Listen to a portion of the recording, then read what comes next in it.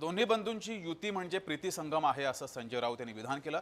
तर संजय राऊत यांच्या या विधानावर नवनाथ बन यांनी टीका केलेली आहे। ही प्रीती संगम नाही तर भीती संगम आहे अशी टीका बन यांनी केली आहे।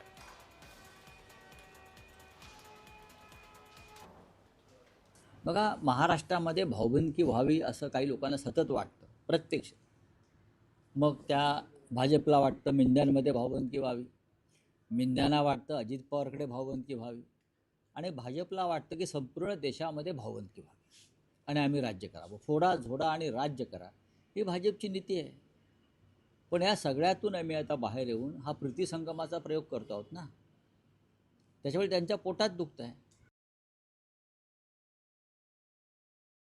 खरं तर राजकीय भाषेमध्ये याला प्रीतिसंगम नाही तर भीतीसंगम म्हणायला पाहिजे।